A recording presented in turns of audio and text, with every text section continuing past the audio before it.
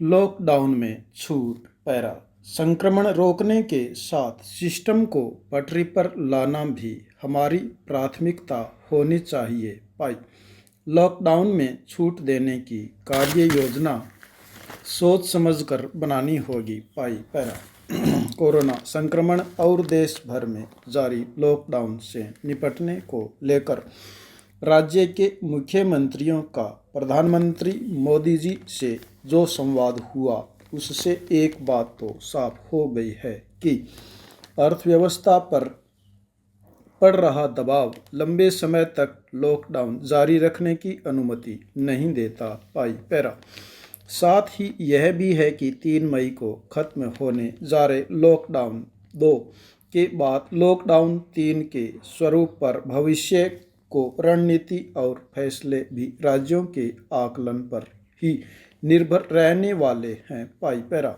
अब तक के लॉकडाउन में केंद्र को भूमिका ही अधिक थी और स्वाभाविक रूप से राज्यों को ये शिकायत भी थी कि उन्हें स्थानीय परिस्थितियों के अनुसार फैसले लेने दिए जा रहे। पाई यह अच्छा है कि पीएम ने अब राज्यों को ही लॉकडाउन के भविष्य के बारे में संक्रमण की गहनता को देखते हुए कार्य योजना बनाने को कहा है। पाई संक्रमण को लेकर छांटे गए 3 जोन में सबसे ज़्यादा प्रभावित होने वाले इलाके यानी रेड जोन में लॉकडाउन 3 सख्ती से जारी रहने वाला है। पाई यानी रेड जोन में इलाके पहले की तरह ही सील रहेंगे। पाई संक्रमण के कम प्रभाव वाले ऑरेंज जोन में लॉकडाउन में रियायत देने और संक्रमण मुक्त ग्रीन जोन को लॉकडाउन से पूरी तरह मुक्त करने की चर्चा है। पाई पैरा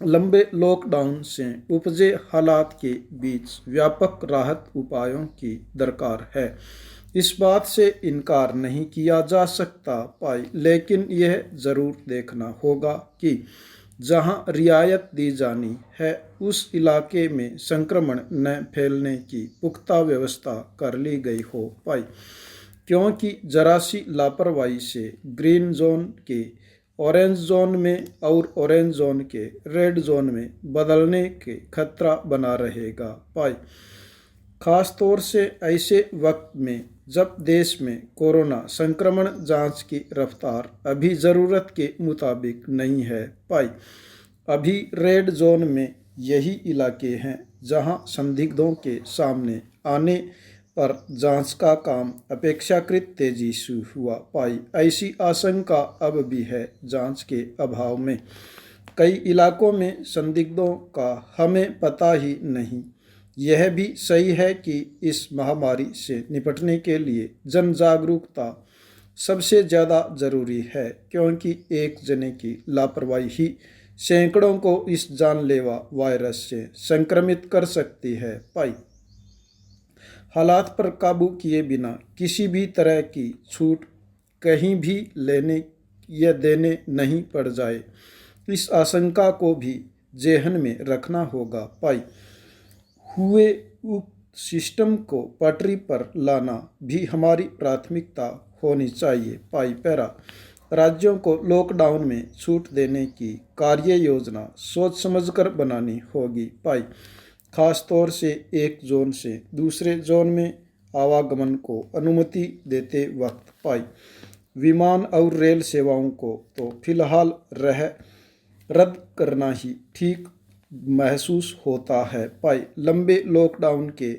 बेरोजगार होने वाले और अपने घरों तक नहीं पहुंच पाने वालों को राहत देना भी प्राथमिकता होनी चाहिए। पाई पैरा कोरोना संक्रमण और देश में जारी लॉकडाउन से निपटने को लेकर राज्यों के मुख्यमंत्रियों का प्रधानमंत्री नरेंद्र मोदी से जो संवाद हुआ उससे एक बात तो साफ हो गई है कि अर्थव्यवस्था पर पड़ रहा दबाव लंबे समय तक लॉकडाउन जारी रखने की अनुमति नहीं देता। पाई साथ ही यह भी कि 3 मई को खत्म होने जा रहे लॉकडाउन 2 के बाद लॉकडाउन 3 के स्वरूप पर भविष्य की रणनीति और फैसले भी राज्यों के आलाकमान पर ही निर्भर रहने वाले हैं। पाई पैरा अब तक के लॉकडाउन के केंद्र की भूमिका ही अधिक थी और स्वाभाविक रूप से राज्यों को ये शिकायत भी थी कि उन्हें स्थानीय परिस्थितियों के अनुरूप फैसले नहीं लेने दिए जा रहे हैं। पाई यह अच्छा है कि पीएम ने अब राज्यों को ही लॉकडाउन के भविष्य के बारे में संक्रमण